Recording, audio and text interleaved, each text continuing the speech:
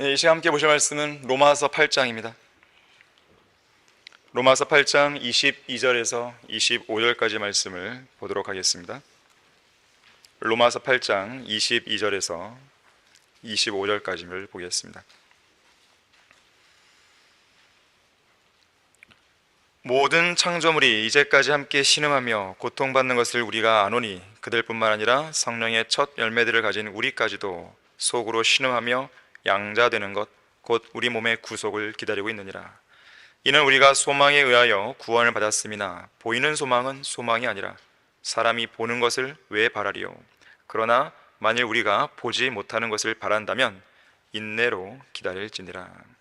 자, 말씀을 위해 다 같이 기도하겠습니다. 감사하신 아버지 하나님, 오전에 이어서 오후에도 아름다운 예배에 참여하게 해주셔서 감사드립니다. 우리가 얼마나 복된 자리에 앉아있고 또 얼마나 소중한 그 자리에 앉아있는지 다시 한번 우리는 실감하게 됩니다. 주님께 올려드리는 이 모든 찬양들과 또 기도와 헌신과 또 물질과 특별히 말씀에 반응해서 나오는 그 무릎 꿇는 기도와 이 모든 것들이 주님께서 완벽하게 조성시켜 주신 이 예배 속에서 이루어지고 있는 것입니다. 주님께서 우리의 마음을 움직이지 않으신다면 어떻게 그러한 찬양과 또 헌신이 나올 수 있겠습니까? 참으로 하나님께서는 살아계신 분이시고 위대하신 분이시고 말씀을 통해 강력하게 역사하시는 분이십니다. 이 시간 제가 설교를 할 때 다시 한 번 더 그 위대한 능력을 우리 안에 베풀어 주시고 말씀을 통해 역사하시는 주님을 우리가 경험할 수 있도록 도와주십시오. 이 말씀이 우리의 마음과 생각을 바꾸고 우리의 행실을 바꾸고 우리의 모든 삶의 가치관을 송두리째 뒤흔들어낼 수 있는 그러한 말씀이 될 수 있도록 역사해 주십시오. 마귀가 어떠한 형태로든지 방해하지 못하게 해주시고 또 이 오후 시간 피곤치 않도록 주님께서 붙들어 주십시오. 주 예수 그리스도 이름으로 기도했습니다. 아멘. 자, 인내가 필요할 때라는 제목으로 설교하겠습니다. 인내가 필요할 때. 인내는 하나님의 성품 중 하나입니다. 자, 그래서 성경은 인내와 위로의 하나님이다 라고 말씀하죠. 인내의 하나님이고 또 위로의 하나님이세요. 또 출애굽기 34장 6절에 보니까 주로다 자비롭고 은혜로우며 오래 참고 선함과 진리가 풍성한 주 하나님이시다. 하나님은 오래 참으시는 분입니다. 정말로 오래 참으세요. 특히 어떤 개인이나 민족을 향해서 진노의 심판을 내리실 때까지는 상당히 오랜 동안 참으시고 인내하시고 자비를 베푸십니다. 하나님께서는 홍수를 일으키셔서 전 지구를 심판하실 때까지 120년을 인내하셨죠. 가나안 땅의 아모리인들을 그들의 죄악으로 심판하실 때까지 400년 동안 참으셨죠. 선지자 요나를 보내셔서 니느웨 성읍을 향해 40일이 지나면 니느웨가 무너지리라 이 심판을 선포하게 하면서도 그들이 회개하고 돌이킬 수 있도록 무려 40일간의 말미를 터주셨죠. 자, 이렇듯 인내의 하나님께서는 죄인들이 멸망하는 것을 기뻐하지 않으십니다. 죄인들의 멸망을 기뻐하시는 게 아니에요. 결코 기뻐하지 않으세요. 그 죄인들을 향해서 오래 참으시는 가운데 아무도 멸망하지 않고 모두 다 회개에 이르기를 원하시는 것이죠. 그래서 로마서 2장 4절에서는 이렇게 묻고 있는 것이죠. 내가 그분의 선하심이 너를 회개하도록 인도하심을 알지 못하고 하나님의 선하심과 관용과 오래 참으심의 풍성함을 무시하는 것이냐? 그걸 무시하면서 너가 계속 죄를 짓겠다는 거냐? 그 말이에요. 언제까지 그럴 거냐? 그 말이죠. 어쩌면 지금 이 순간에도 인내의 하나님께서는 여러 가지 이유들로 인해서 이 자리에 앉아있는 어떤 성도를 위해서 오래 참으시고 또 인내하고 계실지 모릅니다. 사도 바울이 고백합니다. 내가 자비를 입은 것은 이 때문이니 곧 먼저 내 안에서 예수 그리스도께서 온전한 오래 참으심을 보여주셔서 후에 그를 믿고 영생을 얻는 자들에게 본이 되게 하려 하심이니라. 예수님께서 온전한 오래 참으심을 보여주셨다고 그랬어요. 미국의 잉거솔이라고 하는 아주 지독한 무신론자가 살고 있었습니다. 그는 변호사이자 정치인이에요. 한 번은 그가 무신론이 왜 옳은지에 대해서 역설하며 연설을 하고 있었습니다. 그 연설을 마친 다음에 자기 주머니에서 시계를 딱 꺼내들고 이렇게 말했어요. 성경에 의하면 하나님께서는 그분의 이름을 모독한 사람들을 죽이셨습니다. 이 시간 저는 하나님께서 안 계신다는 사실을 여러분에게 입증해 보이기 위해서 제가 지금 하나님의 이름을 모독할 것입니다. 그리고 저는 5분의 시간을 하나님께 드릴 것인데, 과연 하나님께서 그분의 이름을 모독한 저를 죽이시는지 안 죽이시는지, 저의 혼을 지옥으로 떨어뜨리시는지 안 떨어뜨리시는지 잘 보십시오. 5분이 경과했어요. 무슨 일이 있을 것 같습니까? 하나님께서 인고소를 죽이셔서 지옥에 보내실까요? 아무 일도 안 일어났습니다. 인고설이 아주 의기양양이었어요. 여러분, 똑똑해 보셨습니까? 하나님은 안 계십니다. 만일 하나님께서 살아계신다면 그분께서 제가 그분의 이름을 모독하는 말을 들으시고 가만히 계시겠습니까? 이 이야기를 전해들은 영국의 청교도 목사 조셉 파커 설교자가 인거소를 향해서 이렇게 반문했다 그래요. 정말이지 당신은 하나님에 관한 한 아주 문외한이군요. 하나님이 어떤 분이신지 정말로 모르는 사람입니다. 이보시오, 미국 신사양반, 정말로 당신은 하나님께서 인내하실 수 있는 시간이 겨우 5분밖에 안 된다고 생각하십니까? 이 질문을 했던 것이에요. 하나님이 5분밖에 인내를 안 하세요? 그 이상을 하시는 분이죠. 로마서 9장 22절에서는 하나님께서 그의 진노를 나타내시고 또 그의 능력을 알게 하시려고 멸하기에 합당한 진노의 그릇들을 심히 오래 참음으로 인내한다 그랬어요. 세 가지 단어가 나오죠. 심히, 오래 참음으로 인내한다. 진노의 그릇들. 그럴 일은 없겠지만 어떤 사람의 좀 말의 표현을 빌리자면, 만일 하나님께서요 우리에게 주님처럼 온 세상을 지배하고 다스릴 수 있는 권세와 능력을 주셨다면 아마도 우리는 30분도 채 안 돼서 이 악한 현 세상을 다 때려 부쉈을 것입니다. 왜 그런지 아십니까?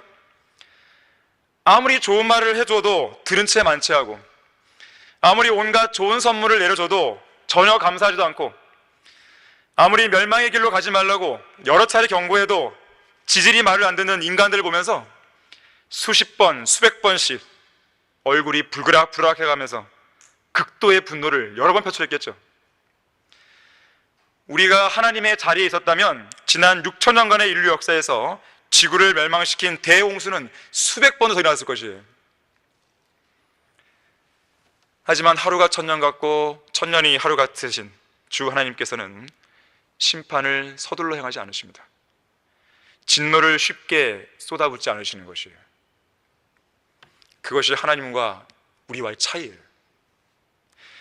하나님께서는 친히 창조하신 사람들을 마음에 두시고 풍성한 자비와 오래 참으심 속에서 그들을 돌보고 계시죠. 고집불통에 통제가 불가능하고 죄인으로 태어나서 죄만 짓고 살다가 죽어서 영원한 불못에 던져질 밖에 없었던 우리를 오래 참으신 거예요. 오래 참으시는 가운데 주님께 나오기를 기다리시고 또 기다리시고 또 기다리셨던 것이죠. 하나님께서는 그의 피를 믿는 믿음을 통하여 그를 화목제물로 세우셨으니 이는 하나님의 오래 참으심 가운데서 이전에 지은 죄들을 사하심으로 인하여 그의 의를 선포하려 하십니다. 하나님께서 얼마나 오래 참으시는 분인가, 그걸 알기 위해서요 멀리 갈 필요도 없어요. 여러분 자신을 보면 됩니다. 이 자리에 모여있는 우리 모두는 하나님의 오래 참으심의 결과물들이에요. 우리 자신의 삶을 진지하게 돌아보면요 하나님의 인내를 알게 됩니다. 옆 사람 볼 필요도 없어요. 자기를 보면 됩니다. 그야말로 우리 모두는 항상 하나님을 진노하게 만드는 분노 유발자들이었죠. 하지만 주님은 인내로 우리를 참아주셨습니다. 그분의 인내는 지금도 유효하죠. 자, 그래서 우리는 인내하시는 하나님으로부터 인내가 필요할 때 인내로 기다릴 줄 아는 그런 성품을 배울 수 있어야 됩니다. 자, 인내로 기다리라. 첫 번째로 하나님으로부터 기도 응답을 받는 데 있어서 인내가 필요합니다. 우리 다 같이 에베소서 6장 18절 보겠습니다. 자, 에베소서 6장 18절 보시면, 자, 기도 응답을 받는데 인내가 필요합니다. 에베소서 6장은 지금 전신 갑옷을 입으라는 이제 그 명령에서 주어지는데, 맨 끝에 이제 18절에 나오는데, 모든 기도와 간구로 항상 성령 안에서 기도하고 이를 위하여 모든 성도들을 위해 모든 인내와 간구로 깨어 있으라 그랬습니다. 호시탐탐 기회를 노리고 있는 마귀는 인내하지 않는 성도의 인내가 결여된 그 기도에 개입해서 많은 것을 망쳐놓습니다. 하나님께서 기도하는 성도들에게 원하시는 것은 끈질긴 인내의 간구입니다. 단순한 간구가 아니에요. 끈질긴 인내가 동반된 기도예요. 예스이든지 노이든지 가타부타 확실한 기도의 응답이 있을 때까지 끈질기게 계속 간구하기를 원하시는 거죠. 사도 바울은 어땠습니까? 내 은혜가 내게 충분하도다, 이 확실한 응답이 있을 때까지 육체의 가시를 제거해달라고 3번 간구했죠. 아마 그 말씀을 안 했으면 4번, 5번 계속 했을 겁니다. 하지만 분명한 응답이 있었기 때문에 3번에서 멈춘 거죠. 스로페니키아 여인을 보세요. 마귀 들린 자기의 딸을 고치기 위해서 제자들의 무시나 예수님의 그런 소위 인종차별적인 그런 발언과 모욕에도 아랑곳하지 않았죠. 예수님께 끈질기게 간청해서 응답을 얻어냈습니다. 하나님께서 기도의 응답을 바로 응답해 주지 않으시는 몇몇 이유들이 있지만, 그중 하나는 뭐냐면 우리가 얼마나 진지한지를 보기를 원했어요. 여러분은 여러분의 기도에 대해서, 여러분의 기도 제목에 대해서 얼마나 진지하십니까? 얼마나 간절하십니까? 그런 간절함도 없는데 기도하고 있습니까? 그럼 그것은 기도가 응답되나 마나죠. 하나님께서는 속는 분이 아니세요. 우롱당하는 분이 아니십니다. 성도의 기도가 진지하지 않는데 그거에 대해서 뭐 가타부타 응답할 그런 어떤 계제를 못 느끼시는 것이죠. 하나님께서는 우리의 기도가 얼마나 진지한지, 얼마나 간절한지를 보고 계시는 거예요. 그것 때문에 그 기도의 응답을 지연시키시는 거예요, 일부러. 그래서 그것이 2번이든 3번이든 10번이든 20번이든 횟수가 중요한 게 아니에요. 확실한 응답이 있을 때까지 인내로 끈질기게 간구하고 있는가, 이게 중요한 것이죠. 혹이라도 기도 응답이 안 되는 것 같고 또 응답이 지체되고 있다는 생각이 들 때는요, 로마서 8장 28절의 약속을 암송을 하시든지 아니면 계속 읽어보든지 그렇게 하셔야 됩니다. 우리가 알거니와 하나님을 사랑하는 자들 곧 그분의 목적에 따라 부르심을 받은 자들에게는 모든 일이 합력하여 선을 이루느니라 했어요. 이 약속이 있는데 왜 하나님께서 응답을 안 하시겠습니까? 다만 어떤 문제가 있기 때문에 그런 거죠. 버마의 선교사 아도니람 저드스는 이렇게 말했습니다. 어떤 것이든 내가 진심으로 또한 간절히 기도했을 때 결국 그것은 분명한 응답으로 돌아왔다. 어떤 방식으로든지 오랜 시간이 지난 뒤에 이루어졌든지 그렇지 않든지, 또는 내가 예상하는 가장 그럴듯한 방식으로 이루어졌든지 아니든지 그 응답은 반드시 오고야 말았다. 자기가 원하는 방식대로 기도 응답이 되기를 바라기 때문에요, 이미 응답이 됐는데도 불구하고 모르는 거예요. 성경 어디에 그런 게 있습니까? 언제 기도하는 그 당사자의 그 당사가 원하는 대로 응답을 해주겠다고 언제 하나님이 그렇게 원하셨어요? 그런 말씀 없으셨잖아요. 기도의 사람 조지 뮬러에게는요, 꾸준히 인내로 기도하면서 기도 응답과 관련해서 어떤 상황 변화가 일어났는지, 하나님께서 어떻게 역사하고 계신지 유심히 살피는 기도의 습관이 있었습니다. 여러분은 기도만 하고 끝나면 안 됩니다.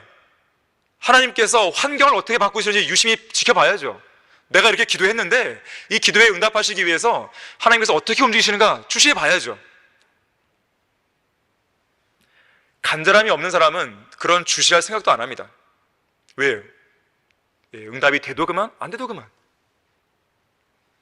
그런 사람에게는 기도와 관련해서 인내를 말할 필요도 없는 것이에요. 우리는 기도하고 있다는 것 자체만으로 만족해서는 안 됩니다. 이 응답이 지연된다고 낙심해서도 안 돼요. 낙심은 기도를 방해하는 가장 큰 장애물이에요. 기도와 관련해서 마귀의 가장 강력한 무기는 끈질기게 인내로 기도해 봐야 아무런 소용도 없어 라는 간교한 속임수입니다. 누군가가 잘 말했듯이 기도는 어둠 속에서 하나님을 볼 수 있는 거울입니다. 하나님의 말씀인 성경이 우리의 어두운 길을 환하게 비춰주는 등불이라면 기도는 어두운 인생길에서 우리를 인도하시는 분이 누구인지를 확실하게 보여주는 거울이에요. 말씀의 등불, 기도의 거울, 이것을 우리는 갖고 있는 것입니다.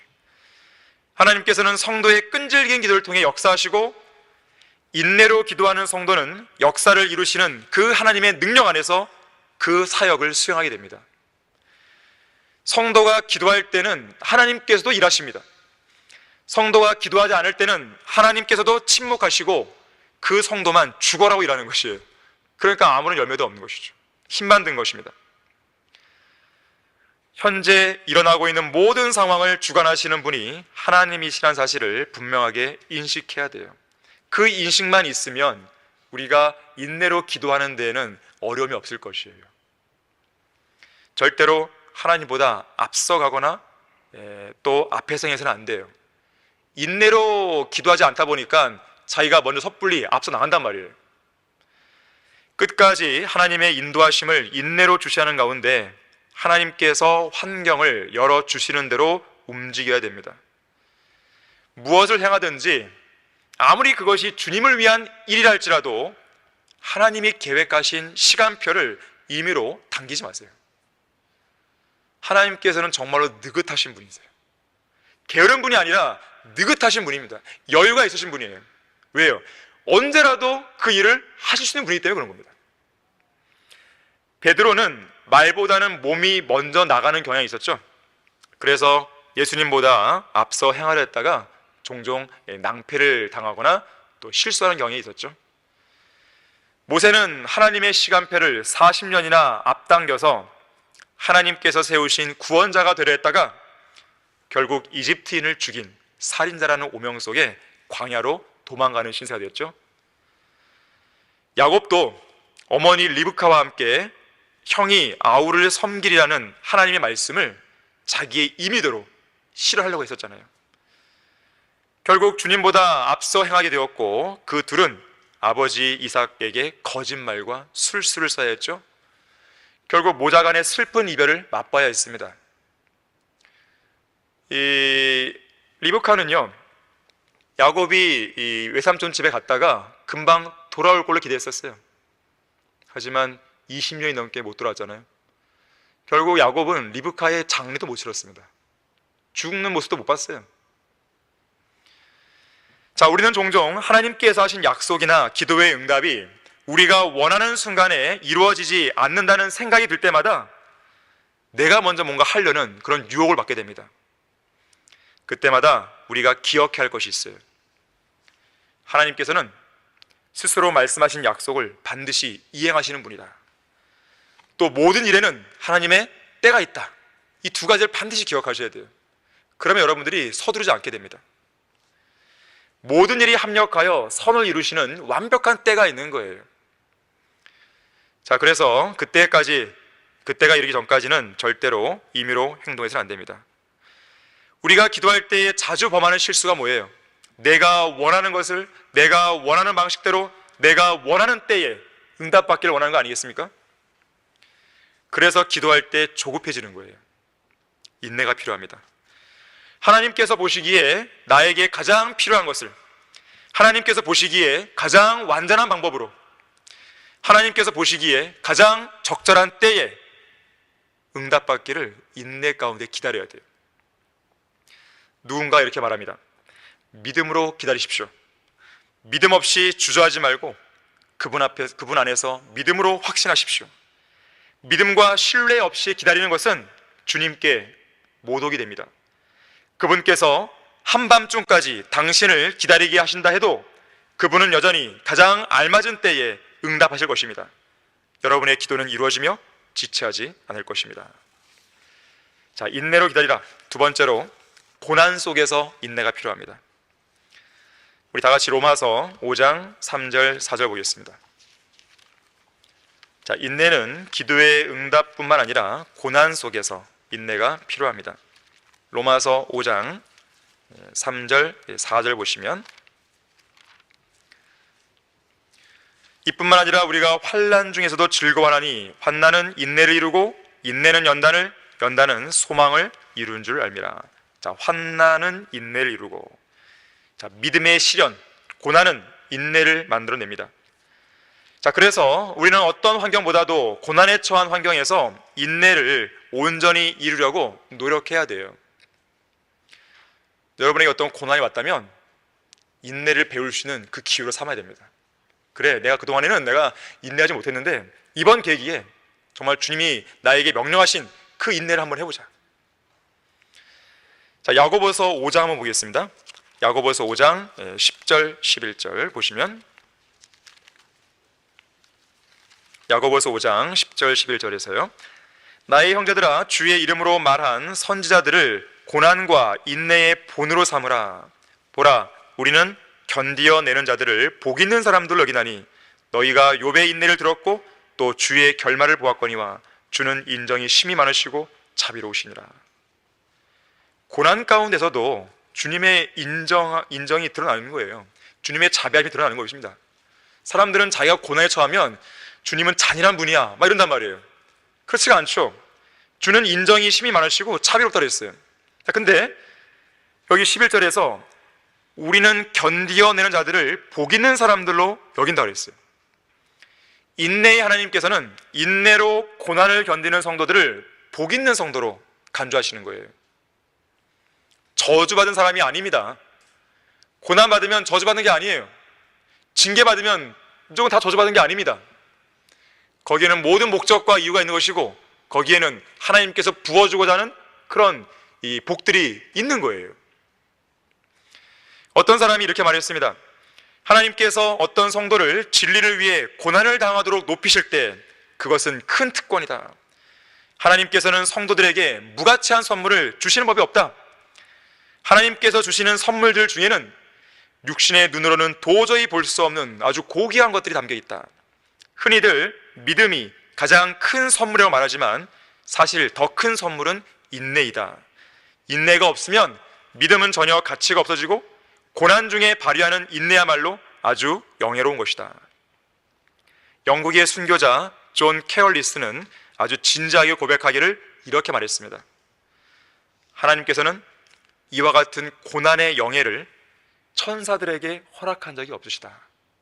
오 하나님, 가장 영예로운 고난의 선물에 대해 전혀 감사할 줄 몰랐던 저를 용서해 주옵소서 그랬다 그래요. 시편 119편 71절에서 내가 고난을 당한 것이 내게 좋사오니 이는 내가 주의 규례들을 배우게 되기 때문이다.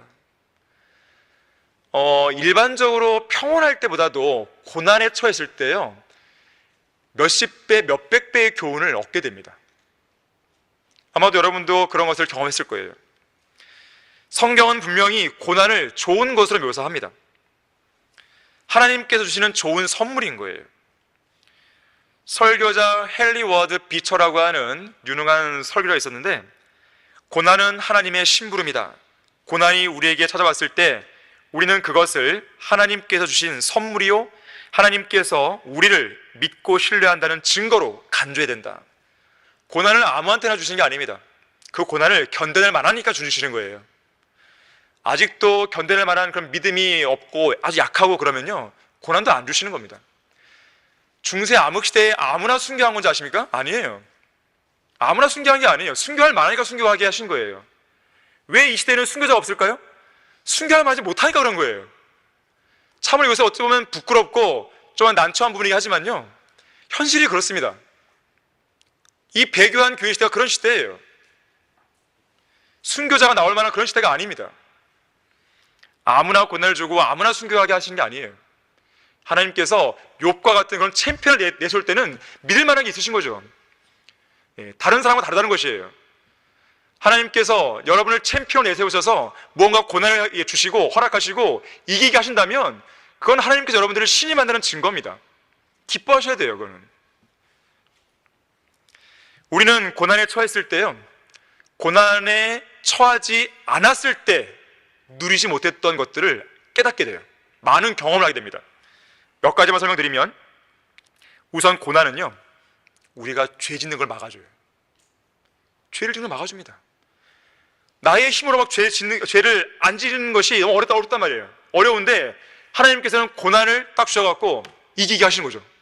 넘어가게 하시는 거예요. 두 번째, 고난은 그리스도인으로 하여금 생동감 있게 만들어줍니다. 생기발랄하게 만들어주는 거예요. 그야말로 인생의 활력소를 주는 겁니다. 왜 그런지 아십니까? 평상시에 경험하는 하나님의 모습보다도 고난 중에 함께 하시는 하나님을 경험하면 정말 이것은요, 이루 말할 수가 없는 거예요. 와, 정말 대단하신 분이구나, 이걸 깨닫게 되는 거예요. 그러면 그 사람의 신앙생활은요, 그야말로 활기가 막 느껴집니다.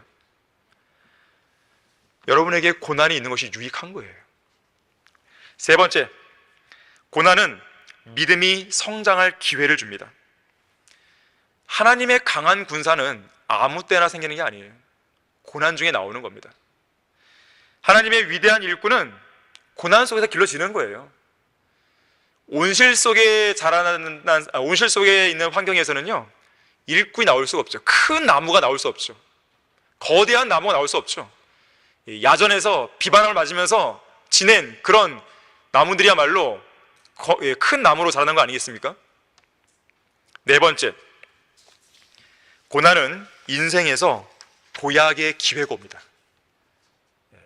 성장을 쭉 하다가 한번 점핑하는 거예요. 고난을 경험하면 그렇게 됩니다. 이 평범한 질그릇을 만들 때는 그 가마의 온도가, 그 질그릇을 굽는 가마의 온도가 800도 내외라 그래요. 하지만 이 최고의 고가를 자랑하는 청자나 백자 같은 그런 작품을 만들 때의 최적의 가마 온도는 1250도라 그래요. 뜨거워지면 뜨거워질수록 흙의 밀도가 더 강해집니다. 놀랄 만큼 단단해지는 것이죠. 결국 유리 같은 빛깔을 내면서 매끈매끈한 청자나 백자가 탄생하는 것이죠. 불같은 시련이나 고난이 아니라 남들도 흔하게 겪는 800도 정도의 평범한 환경에서는 그저 그런 질그릇만 나옵니다. 그저 그런 질그릇이 되고 싶다면 800도 정도의 온도만 원하시면 돼요. 하지만 하나님께서 원하시는 것은 여러분이 그저 그런 질그릇이 되는 것을 원하시는 게 아니에요. 청자나 백자 같은 정말로 값어치가 나가는, 영향력을 줄 수 있는, 이 시대에 누구에게도 다 내놓을 수 있는 그런 작품을 만들길 원하십니다. 그래서 여러분들은 그런 시련이 올 때에 내가 저 불감 안으로 들어가야 돼 말아야 돼 고민하지 마시고 기꺼이 기쁘게 받아들이시면 되는 거예요. 불타는 용광로에 들어갔던 다니엘의 세 친구 보세요. 하나님께서 거기에 계시잖아요. 같이. 그걸 믿으셔야 됩니다. 다섯 번째, 고난은 인생의 의미와 가치를 발견하게 됩니다. 그래서 고난은 하늘나라로 올바르게 인도해주는 건전한 채찍질이에요. 영광스러운 승리의 전주곡입니다. 고난의 역할이에요. 우리의 인생의 의미와 가치를 발견하도록 해주는 것이에요. 여섯 번째, 고난은 하나님의 능력과 도우심을 경험하게 해줍니다. 하나님의 은혜, 자비, 사랑, 위로, 하나님의 다양한 성품들을 경험하게 되는 거예요. 마지막 일곱 번째, 고난은 영원한 영광의 비중을 이루게 만들죠. 물론 고난 자체가 복은 아니죠. 고난 자체가 즐거움이 되는 건 아니죠. 하지만 고난을 통해 경험하게 되는 은혜가 있기 때문에 고난은 우리에게 결국 복과 유익을 주게 되는 것이에요. 하나님의 위대한 선물입니다. 자, 그래서 현재 고난 속에 있다고 해서 불평부터 하지 말고 오히려 그것으로 인해서 하나님께 찬양과 감사를 드리며 묵묵히 인내로 기다려야 돼요. 한 무명 작가가 이런 시를 썼습니다. 인내심이 없다면 조용히 앉아서 욥과 대화하라. 마음이 좀 완고하다면 가서 모세를 만나라. 연약해지고 있다면 엘리야를 자세히 관찰하라. 마음에 노래가 없는가? 그렇다면 다윗의 말에 귀를 기울이라. 정치가라면 다니엘서를 읽으라.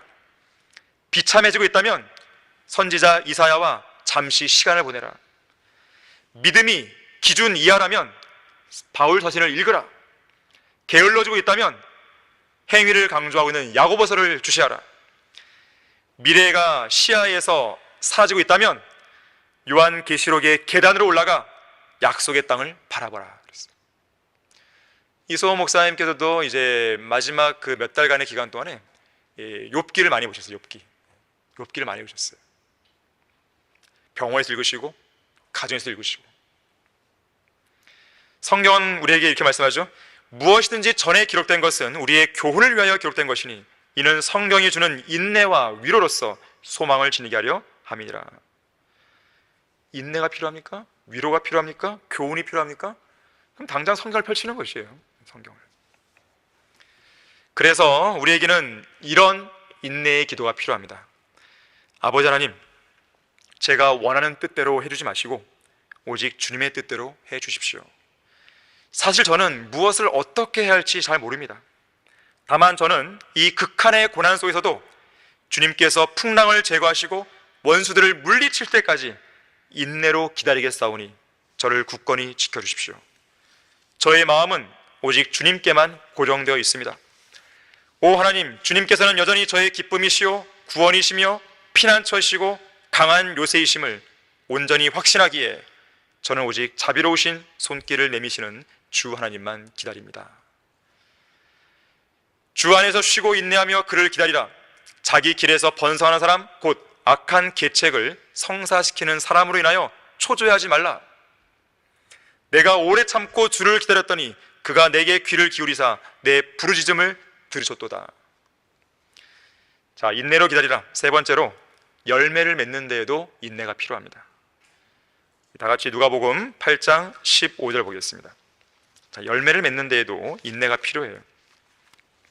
누가복음 8장 15절을 보시면 여기는 이제 씨 뿌리는 자의 비유가 나오죠. 그 비유 중에서 네 번째 상태, 좋은 땅에 씨가 뿌려진 그런 상태입니다. 자, 8장 15절, 씨가 좋은 땅에 떨어졌다는 것은 정직하고 선한 마음으로 말씀을 듣고 지켜서 인내로 열매를 맺는 자들이라. 자, 인간의 마음은 천성적으로 거짓되고 심히 악합니다. 하지만 성령 하나님의 역사를 통해서 그 마음이 정직하고 선한 마음을 바뀔 수 있는 거예요. 하지만 어떤 마음의 밭도 어떤 땅도 열심히 파고 열심히 쟁기질하고 열심히 다지고 열심히 불필요한 돌멩이들을 제거하지 않는 한 좋은 밭이 될 수 없습니다. 좋은 땅이 될 수 없어요. 그렇게 하려면 부지런함도 필요하지만 인내도 필요한 것이죠. 성령 하나님의 역사를 통해 의에 대해서, 죄에 대해서 책망을 받고 완전히 갈아엎어진 이후에야 좋은 땅으로 건널 수 있는 것이죠. 그 과정을 거치려면 인내가 필요합니다. 왜냐하면 괴로운 과정이거든요. 하나님의 말씀을 통해서 여러분의 죄들이 적나라하게 드러나는 생각해 보세요. 즐겁습니까? 괴롭죠. 하지만 거기서 포기하면 안 됩니다. 그것이 주님의 능력으로 완전히 해결될 때까지 인내로 기다려야 돼요. 그래야 좋은 밭이 되는 것이에요. 좋은 밭이 되면 열매를 맺는 건 시간 문제입니다. 그건 자연스러운 수순이에요. 이 나무의 문제가 아니고 나무의 뿌리가 딛고 있는 그 흙이 문제거든요. 근본적인 문제가. 흙만 바뀌면 나무가 바뀌는 건 시간 문제예요. 열매가 바뀌는 건 시간 문제입니다. 흙을 바꾸는 데에 집중하셔야 돼요. 이파리만 매만지거나 어떤 걸레를 가지고 나무만 계속 닦는 그런 것이 아니라, 농약을 주고 그게 아니라 흙의 본질을 바꿔버려야 돼요. 그러면 누가 뭐라 그래도요, 시간이 흐르면 자연스럽게 열매가 막 생겨나는 거예요. 그것이 바로 경건의 훈련이에요. 이파리만 매만진 사람은 경건의 모양만 갖고 이야기하는 사람이에요. 하지만 흙의 본질을 바꾸는 사람은 경건의 능력이 바뀐 것이죠. 경건의 능력이 생긴 거죠. 그럼 자연스럽게 열매가 나오는 거예요. 경건의 모습이 나오는 것이죠, 그냥. 자, 열매를 맺는데 인내가 필요한 또 하나의 이유는요, 죄송합니다. 씨를 심자마자 추수하는 경우는 없잖아요. 씨를 심었는데 바로 나요? 아니잖아요. 하나님의 정하신 때가 있는 거죠. 선을 행하다가 낙심하지 말지니 쓰러지지 아니하면 때가 되어 거두리라. 때가 있는 거예요. 특히나 밭에 심은 씨가 잘 자라서 풍성한 열매를 맺을 수 있도록 농부의 부지런한 발길과 손길이 바쁘게 움직여야 돼요. 바쁘게. 부지런히 해야 됩니다. 세상 사람들도 얼마나 부지런히 일하는데요. 새벽같이 나가서요 밤늦게 들어옵니다. 그렇다면 우리가 하나님의 일을 하는 데 있어서요 더 해야 되는 것이죠. 사실은 물론 막 건강을 해쳐가면서 살아 그런 말은 아니고요. 자기 건강 관리하면서도 내가 할 수 있는 한에서 더 많은 일을 넘치게 하는 것이죠. 그리스도인이면서 게으른 사람은요 그거는 정말 할 말이 없는 거죠. 잘못 배운 것입니다. 그리스도인은 부지런해야 됩니다. 부지런히 살아야 돼요. 자기가 세상 일에 바쁘다고 해서요 하나님의 말씀을 공부하는데 게으르다, 그거는 변명이 아니에요. 왜냐하면 우리 중에는요 직장생활 열심히 하면서도요 말씀을 열심히 공부하는 사람 얼마나 많은데요. 그런 사람들 앞에서 뭐라고 말할 것입니까? 나는 직장생활 너무 이렇게 바빠서요 구령할 시간이 없습니다. 그건 변명이 아니죠. 그 직장에서 구령하든지요. 그렇지 않겠습니까? 하나님을 섬긴다는 것은요 마음의 문제가 가장 시급합니다. 내 마음이 정말로 섬기고자 하는 열정이 있냐 이거예요. 그러면 몸이 안 따라올 수가 없습니다. 자기의 시간을 안 들일 수가 없는 거죠. 그 사람의 마음이 정직하고 선한 마음으로 안 바뀌었기 때문에, 성령의 능력으로 밭이 뒤집어지지 않았기 때문에 계속 삐그덕거리는 것이에요. 아무런 열매가 안 나오고 또 열매가 없으니까, 또 그렇다고 해서 열매가 없다고 말하면 또 창피하니까 경건의 모양만 계속 갖추는 거예요. 그 사람은 계속 병듭니다. 여러분 결코 교회 안에서요 누구 눈치 보면서 신앙생활 하지 마세요. 누가 하니까 나도 걸설교하고 누가 하니까 구령하고 절대로 그러지 마십시오. 지금은 없지만 언젠가 한 몇 년 전이었어요. 여기 앞에 나와서 헌신하잖아요. 이소호 목사님 계시니까 오늘 한번 나가야지, 이런 사람이 있었어요. 교회 안 나오잖아요. 지금 바보 같은 사람이죠. 여러분 결코 신앙생활을 옆에 사람 보고 하지 마세요. 정직하고 선한 마음으로 주님 앞에 여러분이 딱 서 계시는 거예요. 그리스도의 양심을 가지고 주님 앞에서 내가 명령을 받은 게 있다, 그럼 하는 거예요. 그냥 어떤 다른 성도의 역할을 내가 다 같이 똑같이 할 수 없습니다.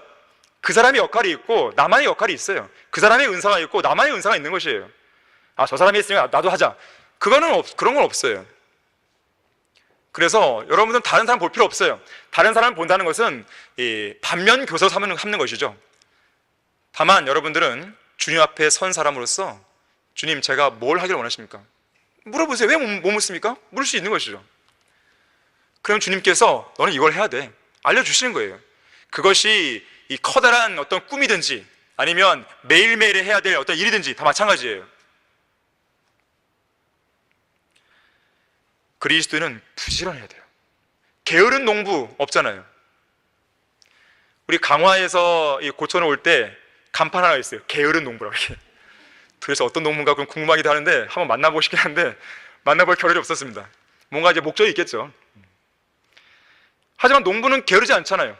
부지런합니다. 부지런해요. 새벽부터 나가는 것이죠. 잡초는 스스로 잘 자라지만 정원의 채소나 들판의 벼는 사람의 손길이 가야 됩니다. 누군가의 부지런한 보살핌이 있어야 되는 거예요. 농사가 잘 되려면요 땅이 좋아야 되죠. 씨앗이 좋아야 되죠. 적당한 물과 바람과 햇빛이 있어야 되죠. 하지만 이 세 가지가 다 된다 하더라도요 정성 어린 수고가 없으면 안 되는 거예요. 아무리 좋은 땅이 있고 좋은 씨가 있고 완벽한 환경이 조성되어도 게으른 농부가 있는 한 결코 거기에는 열매가 나올 수가 없어요. 여러분은 게으름과 인내의 차이를 혹시 아십니까? 그거 다른 거 아닙니까? 다르죠. 다른데 많은 사람들이 그건 게으름인데 나는 인내하고 있어요, 이런 사람이 있습니다. 이와 연관해서요 이 설교자 헨리 비처가 이런 예화를 들려줬어요. 한번 들어보세요. 이 예화의 내용을 들으시면서 지금 이 장면이 인내를 하는 것인지 게으른 것인지 보세요. 높은 바위 위에서 하늘에서 강렬하게 내리쬐는 뙤약볕 아래 바싹 메말라가는 바닷가재 한 마리가 있었습니다. 원래 이 바닷가재는 바닷속에 있었어요. 그런데 큰 파도가 이 바닷속에 있던 가재를 휩쓸어서 높은 바위로 끌고 와버린 거예요.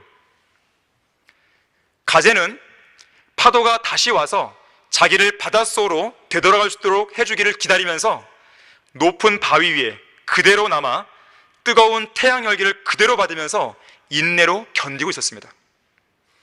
물론 이 바다 가재에게는 파도가 오지 않아도 혼자 힘으로 바닷속으로 기어갈 수 있는 힘이 있었어요. 능력이 있었습니다. 하지만 이 가재는 인내를 배운답시고 그 바위 위에 그대로 있었던 것이에요. 만일에 파도가 와서 그를 바닷물로 되돌아가게 하지 않으면 이 바닷가재는 거기서 말라 죽는 거예요. 조금만 노력하면 이 바닷가재가 자신의 1m 앞에서 넘실대는 그 파도에 도달하여 살 수 있지만 높은 바위 위에서 그저 인내하고 있었던 것입니다. 인내하고 있는 겁니까? 아니면 게으른 겁니까? 자, 우리의 인생에도 우리를 매우 외롭게 하고 힘들게 하고 고통스럽게 하는 그런 장소로 우리를 몰고 가는 파도가 있을 수 있습니다. 그 파도는 바닷가재를 공경에 몰아넣은 것처럼 우리를 공경에 몰아넣고 우리를 남겨두고 가버릴 수 있어요. 그러면 흔히들 이 공경에서 잘 인내하며 견뎌야 한다는 생각에 이 공경에서 벗어나기 위해서 어떤 일도 하지 않은 채 그 자리에 꿈쩍 안고 가만히 있게 됩니다. 혼자 힘으로 그 공경에서 나올 수 있는 힘과 능력이 있음에도 불구하고 인내를 핑계 삼아 그 어떤 일도 하지 않는 거예요. 그러면서 뭐라 그러죠? 어쩔 수 없었어. 그건 인내가 아니라 게으름이죠. 자, 이처럼 게으름이 종종 인내로 포장될 때가 있습니다. 자, 누군가가 게으름과 인내를 이렇게 구분했어요.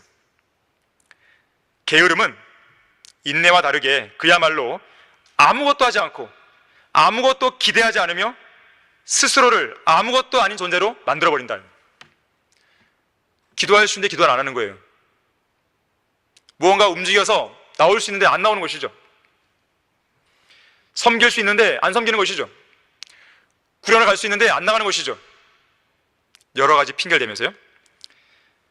한편 인내는요, 우리가 기다리는 것이 반드시 실현될 것이라는 소망을 가지고 부지런히 움직이는 거라고 했어요. 설령 그렇게 되지 않을지라도, 당장에 그렇게 안 될지라도 계속 움직이는 것이라고 했어요. 구분이 되십니까? 이렇듯 우리가 인내하면서 부지런히 행하면 좋은 열매를 풍성하게 수확하게 되지만 인내를 핑계 삼아 게으르게만 앉아 있다면 오히려 죄와 악이 다가와서 그나마 있던 열매도 강탈해 갈 것입니다. 인내와 관련해서 이런 말들이 자주 회자됩니다. 인내가 없는 사람은 지혜가 없는 사람이다. 우리의 인내가 우리가 가진 힘보다 더 많은 것을 성취할 것이다. 인내가 세상을 정복한다. 서두르면 이를 그르친다. 때로는 시간이 상처를 치료한다. 인내는 쓰지만 그 열매는 달다. 모든 문제에는 인내가 최고의 해법이다 그랬어요. 한 번은 찰스 스펄전 목사가 달팽이는 인내 하나로 방주에 도달했다라는 말 한 적이 있어요. 노아의 방주에 모든 동물이 들어갔을 거니까 분명 달팽이도 들어갔겠죠? 문제는 달팽이의 속도가 너무 느리다는 것이죠. 달팽이의 속도는 일반적으로 1시간에 7m를 갑니다. 예외적으로 좀 빠른 달팽이도 있어요. 이 정원 달팽이라고요. 1시간에 48m를 가는 것이에요.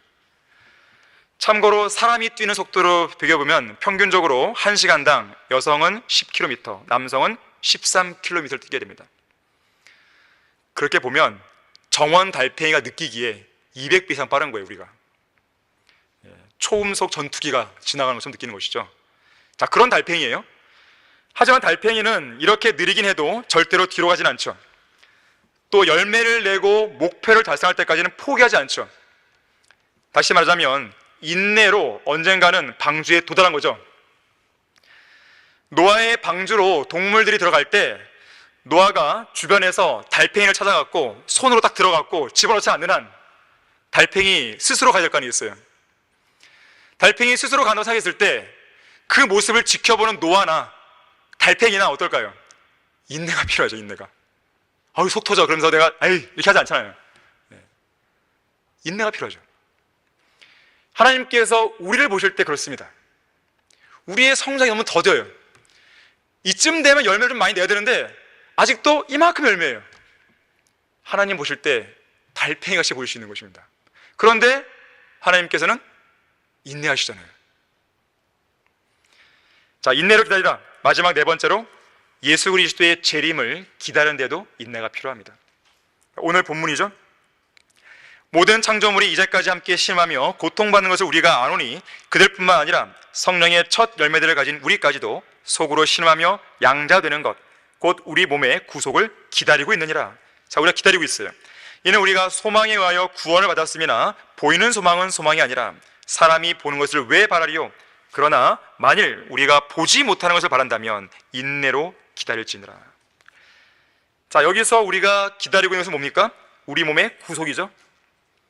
성령의 첫 열매들을 가진 우리는 속으로 신음하면서 양자되는 것을 기다리고 있어요. 예수 그리스도의 몸처럼 변모되는 그 순간을 기다리고 있습니다. 자, 그런데 여기에는 인내가 필요해요. 왜 필요하냐면 몸의 구속에 관한 소망을 우리가 눈으로 본 적이 없습니다. 누가 그렇게 한 적이 없잖아요. 누가 샘플로 우리에게 보여준 적이 없단 말이에요. 그래서 인내가 필요합니다. 눈에 보이지 않는 것을 내가 믿고 확신해야 돼요. 또 눈에 보이지 않는 것이 이제 곧 도래할 것이라고 내가 믿고 확신해야 돼요. 그리고 기다려야 됩니다. 인내가 필요하겠죠. 인내가 없으면 기다릴 수가 없죠. 야고보서 5장 7절과 8절에서는 그러므로 형제들아 주께서 오실 때까지 인내하라. 보라 농부가 땅에서 나는 귀한 열매를 바라고 이른 비와 늦은 비를 바랄 때까지 오래 참나니 너희도 인내하며 마음을 견고케 하라. 주의 오심이 가까움이라 그랬습니다. 그러나 우리는 그것을 눈으로 볼 수 있는 것이 아니기 때문에 인내가 필요하다고 그랬어요.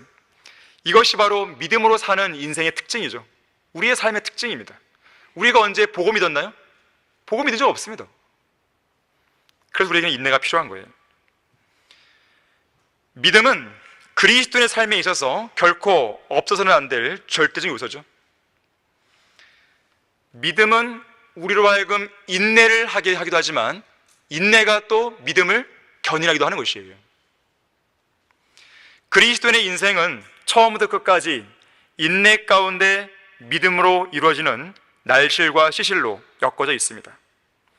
믿음이 아니고서는 절대로 설명할 수 없는 인생이 그리스도인의 인생이에요. 의인은 믿음으로 말미암아 살리라. 괜히 하시는 말씀이 아닙니다. 우리는 믿음으로 구원받았죠. 믿음으로 용서받았죠. 믿음으로 하나님의 자녀가 되었죠. 믿음으로 의롭게 되었죠. 믿음으로 거룩하게 되었죠. 믿음으로 정결한 삶을 영위하고 있죠.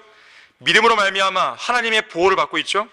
믿음을 통해서 매일 매 순간 하나님의 은혜의 보좌로 나아가고 있죠. 믿음으로 마귀를 대적하죠. 믿음으로 세상을 이기죠. 믿음으로 염려와 근심을 몰아내죠. 믿음 안에서 기쁨과 평안과 확신을 갖죠. 믿음 안에서 안식을 얻죠. 위로를 얻죠. 믿음으로 모든 고난과 어려움을 극복하죠. 믿음이에요. 그냥 믿음 안에서 살고 믿음 안에서 죽고 믿음 안에서 인내하는 것이 우리의 인생입니다. 야곱은 라헬을 무척 사랑했습니다. 라헬을 위해서 무보수로 7년 동안 봉사하죠. 창세기 29장 20절에 의하면 야곱은 너무나도 라헬을 사랑했기 때문에 그 7년의 기간이 불과 며칠 같다 그랬어요. 7년의 기간이. 7년은 개월수로 보면 84개월이에요. 날수로 보면 2520일입니다. 다시 말하자면 약혼 기간이 7년이었던 셈인데 야곱은 그 기간을 단 며칠처럼 여긴 거예요. 자, 그리스도인에게는 어린 양의 혼인식에 서기 전에 약혼 기간이 무려 2000년의 기간이었죠. 우리도 주님을 만나기 전 이곳 지상 삶의 시간이 비록 길어 보이고 또 고되고 외롭고 힘들어 보이지만 정말로 여러분들이 주님을 사랑하는 성도라면 주님을 만나기 전까지 그 기간을 단 며칠처럼 여기게 되는 것이에요. 천년이 하루 같고 하루가 천년 같은 이 한 가지, 2000년의 교회사가 주님께는 이틀이죠. 며칠 같은 거예요, 며칠. 우리도 그와 같은 관점을 갖고 살아야 되는 것이에요. 너희가 그를 보지 못하였으나 사랑하며 지금도 그를 보지 못하나 믿고 있으며 또 말할 수 없이 영광으로 가득 찬 기쁨으로 즐거워하나니 그랬어요. 비록 세상에 유혹들이 많고 세상에서 우리를 무너뜨리고자 하는 그런 요소들이 많다 할지라도 우리는 계속 돌아와야 돼요. 가치관이 주님 말씀으로. 그러면서 우리도 주님처럼 천년을 하루같이 하루를 천년처럼 여기며 인내할 수 있어야 되는 것입니다. 인간들의 약점이 뭐냐면 너무 서둘러요. 너무 급해요. 기다리고 참는 것에 무척 약하죠. 인내가 필요합니다. 이탈리아 로마에는 120년이 넘은 아이스크림 가게가 있다 그래요. 또 영국에 가면 100년 넘게 이 소고기 스테이크만 파는 식당이 있습니다. 일본 동경에는요, 붕어빵 아시죠? 4대째 붕어빵만 만들어 파는 집이 있는데 이 붕어빵 하나로 100년을 버텼다 그래요. 오늘날 아주 급한 성격을 가지고 있는 현대인들이 보기에는 정말 이해가 안 되는 부분들이죠. 우리 연약한 인간들은 참고 기다리고 버티고 유지하고 지속하는 그 힘이 약합니다. 그래서 쉽게 세상과 타협하고 세상과 친구가 되기 일쑤죠. 우리는 야곱에게서 배워야 됩니다. 라헬을 사랑했던 것처럼 7년을 며칠같이 여길 만큼 주님을 열렬히 사랑하면서 인내로 재림을 기다려야 되는 것이죠. 자, 결론을 맺겠습니다. 우리는 지금 이제 곧 있을 하늘의 본향으로 향하는 마지막 여행을 목전에 두고 있습니다. 이 세상은 우리 순례자들에게는 영원한 거주지가 아니라 그냥 스쳐 지나가는 장소일 뿐이에요. 순례자들은 언제 어디에서라도 떠날 준비를 하며 살아야 됩니다. 현재 불같은 시련을 통과하고 있는 성도가 있습니까? 질병이나 경제적인 압박으로, 집 문제로, 취직 문제로, 결혼 문제로, 가정 문제로, 영적 전쟁으로, 또는 진리를 위해서, 또 주님을 위해서 받는 그런 고난 때문에 어려움 당하는 성도가 있습니까? 우리가 할 수 있는 권면은 뭐냐면 주님을 신뢰하는 가운데 조금만 더 인내하라는 것이죠. 더군다나 그것이 주님을 위해 받는 고난이라면 인내할 만한 가치가 있죠. 신실한 설교자 레스터 롤로프는 조금만 더 견디자 그랬어요. 주님께서 오실 때까지 또는 우리를 하늘의 본향으로 데려가시거나 불같은 시련으로부터 구원해 줄 때까지 인내해야 되는 것이죠. 베드로전서 5장 10절에서는 하나님께서는 예수 그리스도를 믿고 구원받은 우리들을 영원한 영광으로 불렀다고 말씀합니다. 그러면서 뭐라고 그러냐면 너희가 잠깐 고난을 받은 후에 너희를 온전케 하시고 견고케 하시며 힘을 주시고 확고히 하신다고 말씀하고 있어요. 이것이 바로 하나님의 약속이에요. 이 약속을 믿는 사람은 인내할 수 있습니다. 특히나 우리는 저 영원에서 더 이상 눈물도 슬픔도 없어지게 되는 것이죠. 모든 애통은 다 지워지죠. 우리를 힘들게 했던 그 모든 것들은 더 이상 우리를 괴롭히지 못할 것입니다. 우리는 영원하신 하나님의 영원한 사랑과 영원한 은혜와 영원한 자비를 저 영원에서 누리게 될 것이에요. 조지 밀러는 이렇게 말했습니다. 하나님은 나의 간절한 기도에 이처럼 신속하게 응답해 주셨다. 선하신 하늘 아버지께서 우리에 관한 것이라면 무엇이든지 먼저 응답해 주실 만큼 우리에게 사랑 어린 관심을 가지고 계시다는 소중한 증거를 날마다 보기 위해서라도 우리는 가난과 고난과 큰 믿음의 시련을 인내하고 견딜 만한 가치가 있는 것이다. 우리의 아버지이신 하나님께서 어떻게 우리를 돕지 않을 수 있겠는가 그랬어요. 자, 오늘의 이 설교가 순례길을 인내로 걸어가는 여러분 모두에게, 또 인내로 고난을 통과하는 모두에게, 또 인내 속에서 주님의 다시 오심을 고대하는 여러분 모두에게 큰 힘이 되었기를 바랍니다. 다 같이 기도하겠습니다.